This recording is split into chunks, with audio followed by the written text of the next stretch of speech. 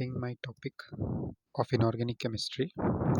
I'm presenting the topic of silicon and phosphazenes.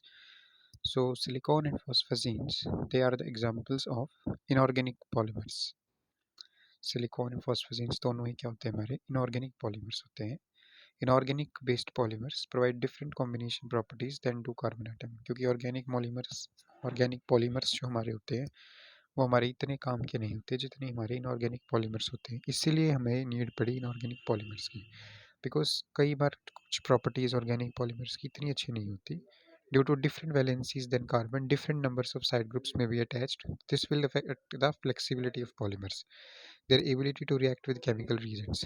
तो क्योंकि बहुत सारे इनकी वैलेंसीज होती हैं इस वजह से इनमें different number of side groups भी हम अटैच कर सकते हैं सो बहुत सारे साइड ग्रुप्स हम इसमें अटैच कर सकते हैं इसलिए इनकी प्रॉपर्टीज़ भी उतनी ही टाइम वेरी भी करती हैं जबकि कार्बन के जो हमारे ऑर्गेनिक पॉलीमर्स होते हैं उनकी प्रॉपर्टी इतनी अच्छे से वेरी नहीं करती तो इसीलिए हमारी जो इनऑर्गेनिक पॉलीमर्स की इंपॉर्टेंस है वो और ज़्यादा बढ़ जाती है अमंग इनऑर्गेनिक पॉलीमर्स भी हम सिलिकॉन्स एंड फॉस्फेजेंस दो ही होती है हमारी मेन क्लास ऑफ पॉलीमर्स जिसको हम बहुत ज़्यादा इंपॉर्टेंस देते हैं यानी कि commercially important class of polymers है हमारे सो स्टार्टिंग विद सिलिकॉन्स तो सिलिकॉन क्या है पॉलीमेरिक ऑर्गेनो सिलिकॉन डेरिवेटिव्स हैं silicon oxygen silicon alternating bonds repeat होती हैं इनके अंदर और इन्हीं को हम पॉलीसिलोक्सेन्स भी बोलते हैं क्योंकि पॉलीमर बनते हैं और SiO-Si बॉन्ड इनके अंदर कॉमन लिंकेजेस होती है और इसका जनरल फार्मूला जो होता है you can see the general formula of these is R2SiO whole n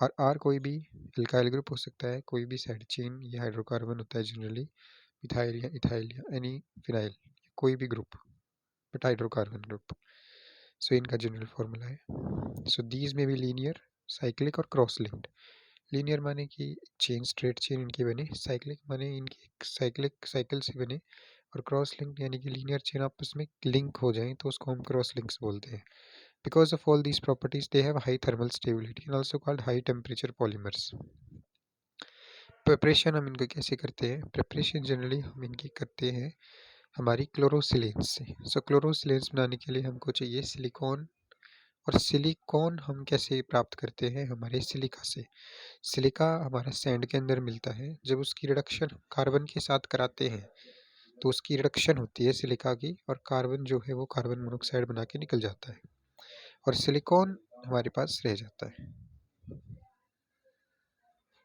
और जो हमारे ये सिलिकॉन्स हमारे बनते हैं अब इनको हम क्लोरीन के साथ रिएक्शन करा के सिलिकॉन टेट्राक्लोराइड में चेंज कर सकते हैं और इनकी एक अलग से रिएक्शन होती है जिसका फर्स्ट रिएक्शन का नाम होता है ग्रिग्नार्ड प्रोसेस ग्रिग्नार्ड प्रोसेस में हम क्या करते हैं RMgX that is Grignard reagent को सिलिकॉन SiX और उसकी 3 और वैलेंसीज होंगी उससे हम रिएक्शन कराते हैं जब इसकी रिएक्शन होती है तो हमारे पास मैग्नीशियम क्लोराइड निकलता है साथ में यानी मैग्नीशियम कोई भी हेलाइड प्लस साथ में हमारा क्लोरोसिलेन बनता है तो सबसे पहले क्या होगा सिंथेसिस ऑफ ग्रिग्नार्ड रिएजेंट उसके बाद इथेरियल सोल्यूशन लेंगे हम ethereal solution is treated with tetrachlorosilane और एल्काइल या aryl substituted silanes exothermic reaction है कॉम्प्लिकेटेड प्रोसेस है इसीलिए इसके बाद एक और प्रोसेस आई थी हमारी जिसका नाम था रोशो प्रोसेस या कंप्लीट मुलर रोशो प्रोसेस इसमें हम क्या करते हैं सिलिकॉन की रिएक्शन किसी एल्काइल हैलाइड के साथ में कराते हैं in the presence of copper as a catalyst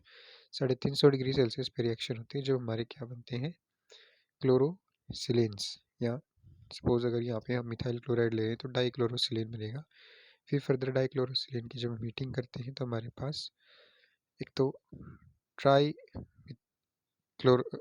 methyl trichlorosilane और साथ में हमारा एक ट्राई मिथाइल सिलाइल क्लोराइड बन जाता है प्रिपरेशन ऑफ सिलिकॉन तो सिलिकॉन हमारे पास लीनियर ब्रांच्ड और क्रॉस लिंक होते हैं सबसे पहले लीनियर पॉलीमर की लीनियर सिलिकॉन की हम प्रिपरेशन करते हैं कैसे हम लेंगे R2SiCl2 that is di methyl dichloride suppose example के लिए उसकी हाइड्रोलिसिस करेंगे तो हमारा डाई मिथाइल डाई मिथाइल सिलेनॉल बन जाएगा अब ये सिलेनॉल की जब हम फर्दर रिएक्शन कराएंगे तो कंडेंसेशन रिएक्शन होगी वाटर निकलेगा और ये इस तरह के स्ट्रक्चर्स हमारे पास बन जाएंगे फर्दर इनमें से अगर वाटर निकला तो हमारे पास फाइनली जो स्ट्रक्चर बनेगा वो होगा हमारा एक पॉलीमर और this is a linear polymer उसके बाद क्रॉस लिंक्ड पॉलीमर्स जिसमें क्रॉस लिंकिंग हो, तो सबसे पहले अगेन वही RSiCl3 हम इसमें लेते हैं। क्रॉस लिंक्ड पॉलीमर बना रहे हैं हम, इसकी हाइड्रोलिसिस करेंगे। हाइड्रोलिसिस के बाद हमारे पास ये बनेगा एल्काइल टेट्राहाइड्रोक्सीसिलेन या सिलेन ट्रायोल बनेगा।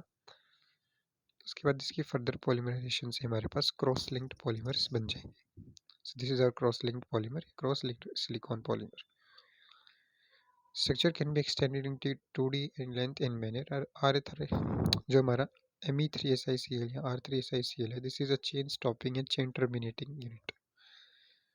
अंडर कंट्रोल कंडीशंस हम इनको रिएक्शन करा के ये बना सकते हैं।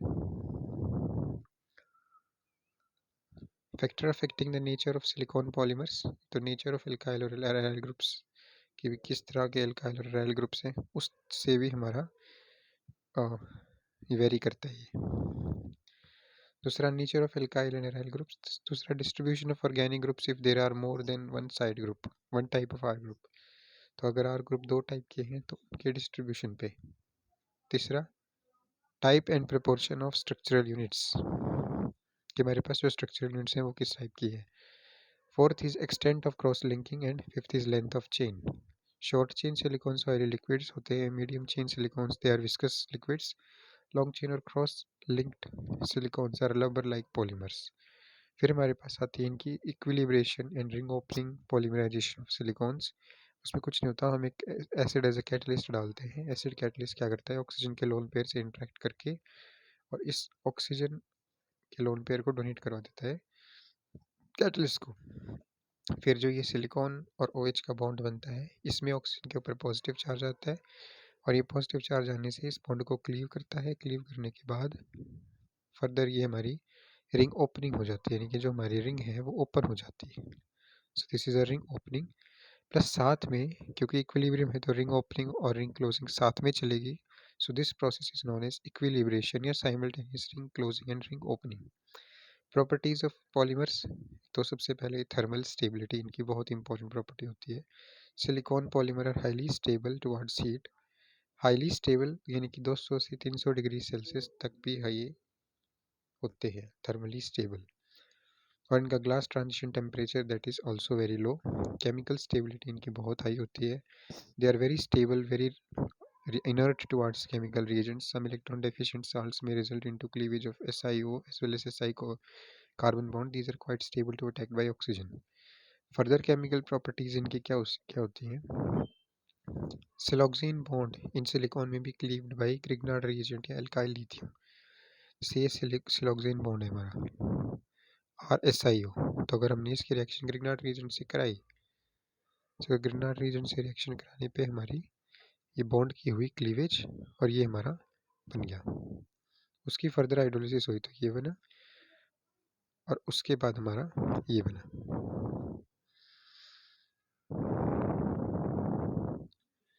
उसके बाद अगर लिथियम एल्यूमिनियम हाइड्राइड से रिडक्शन कराई तो रिडक्शन रिएक्शन होती है।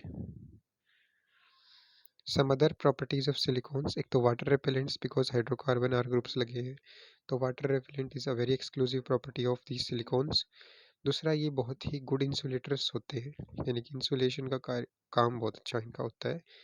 Non stick and anti forming properties और high strength of silicon carbon bond. They are resistant to oxidation, क्योंकि ऑक्सीडेशन यानी कि एयर से रिएक्शन ही नहीं करते। Uses of silicon polymers, use for high temperature oil baths, high vacuum pumps, grease varnishes and even at very low temperatures lubricants के रूप में यूज होते हैं। टॉक्सिसिटी वेरी लो होती है, देयरफॉर मेडिसिनल और कॉस्मेटिक इन प्लांट्स में भी यूज होते हैं। They are use for water proofing and electrical condensers. They are also mixed in paints to make them damp resistant. Silicone fluids और oils. अब silicone fluids क्या होते हैं हमारे पास, लीनियर पॉलीसिलॉक्सेन्स। लीनियर यानी कि इनकी जो एक स्ट्रेट चेन में चलेगी, यानी कि 50 से 200 यूनिट तक इनकी चलती है चेन और इनका मॉलिक्यूलर वेट लो होता है। 60% सिलिकॉन्स जो हमारे आज तक यूज करे जाते हैं they are linear silicones. If they are prepared by the hydrolysis of a mixture of dimethyl dichlorosilane और trimethyl silyl chloride, trimethyl monochlorosilane, then the chain lengths में vary considerably. Commercially silicone fluids कैसे हम prepare करते हैं, जैसे suppose this is octamethyl tetrasiloxane polymer. Further अगर आप इसकी रिएक्शन किसी linear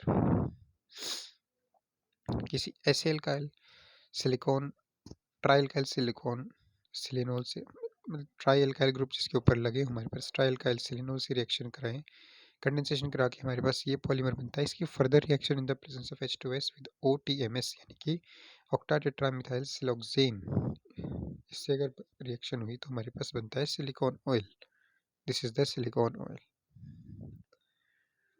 Uses of silicone oil, again water repellents because of hydrocarbon presence of hydrocarbon groups, और silicone oils are used as heat transfer media in heating belts। heat transfer agents के रूप में बहुत ज़्यादा यूज़ होता है इनका। because of low surface tension silicone oils can be used as anti foaming agents।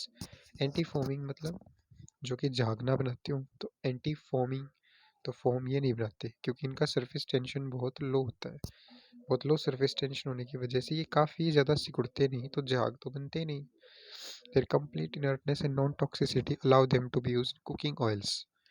उसके बाद सेकेंड टाइप की हमारे पास कैटेगरी आती है सिलिकॉन इलास्टोमर्स की, जिसको हम रबर्स बोलते हैं।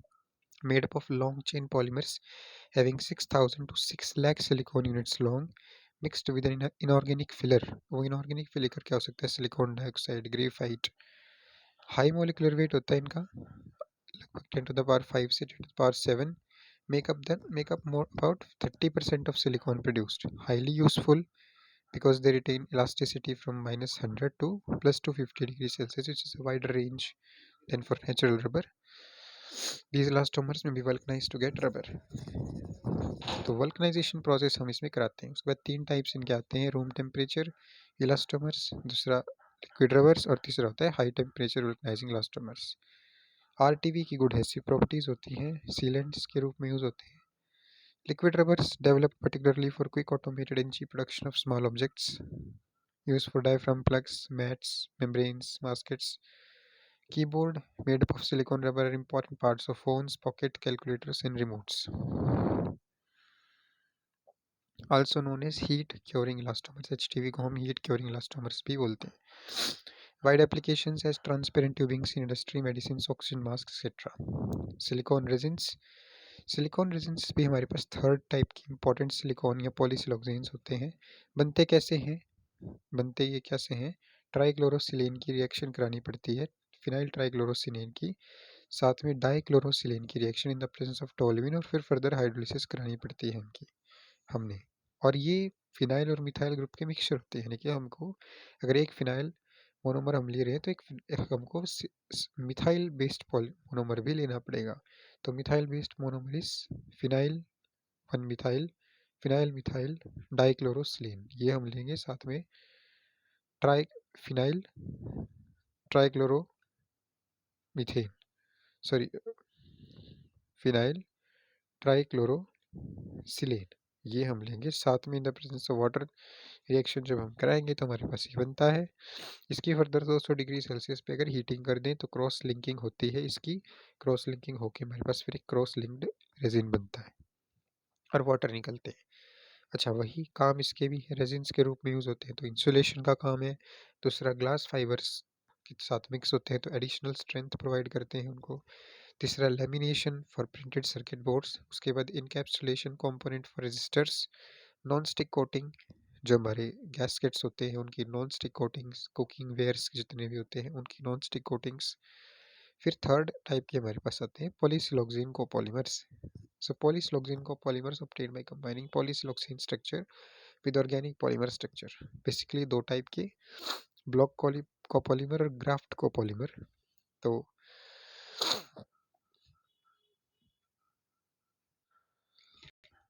सिलोक्सेन को जब हम ऑर्गेनिक पॉलीमर ट्रीट करते हैं तो हमारे पास सिलोक्सेन बनता है। ग्राफ्ट पॉलीमर, ग्राफ्ट कोपॉलीमर एक अलग कैटेगरी होती है।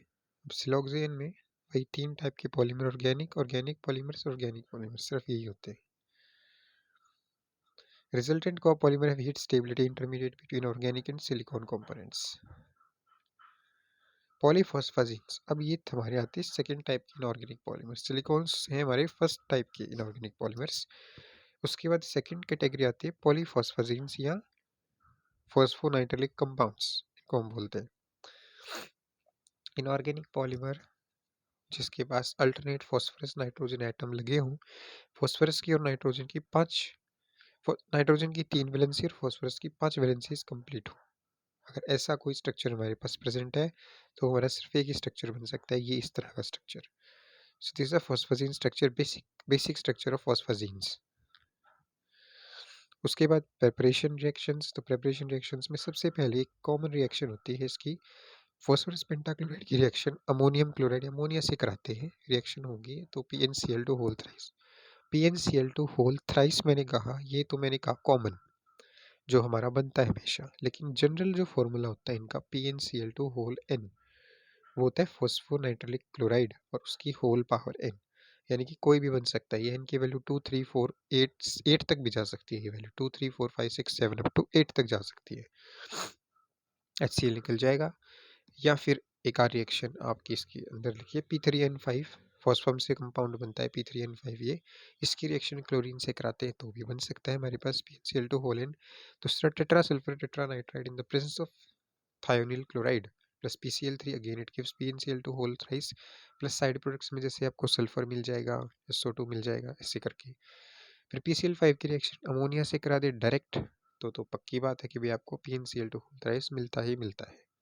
फिर एक रिएक्शन होती है PnCl2 होल थ्राइस की KSO2F। अब KSO2F में KSO2 प्लस और F नेगेटिव ये एक ग्रुप है, तो PnF2 होल थ्राइस ये है फॉस्फो नाइट्रिलिक क्लोराइड। क्लोराइड कंपाउंड ना होकर ये फ्लोराइड कंपाउंड है, फॉस्फोनाइट्रिलिक फ्लोराइड। तो यानी कि फॉस्फोरस नाइट्र, ये ऑर्गेनो फॉस्फाजीन्स तो हैं बट कैसे है, फॉस्फोर फ्लोरीन बेस्ड। उसके बाद PnCl2 होल थ्राइस की रिएक्शन हम लेड फ्लोराइड से करा दें तो भी मरा बन सकता है। दूसरा मेथड्स ऑफ अदर पॉलीफॉस्फाजीन्स। तो और मेथड्स कौन से होते हैं, other type were obtained from trimer hexachloro ट्राइफॉस्फेजीन।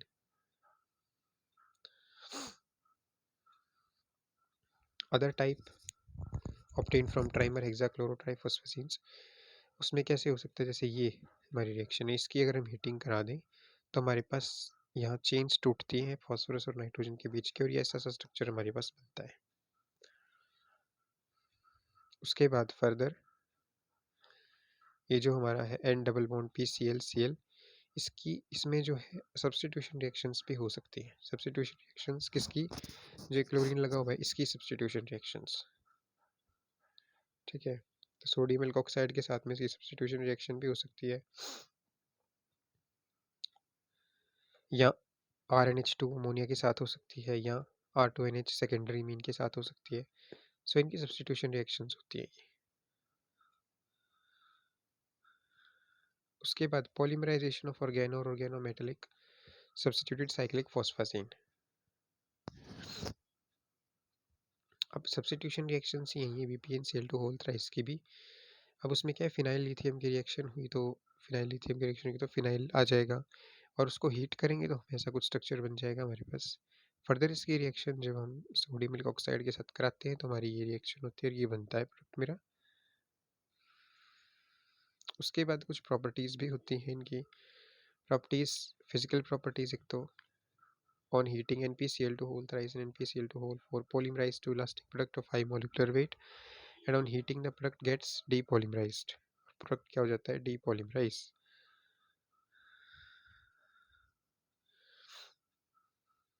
Substitution reactions,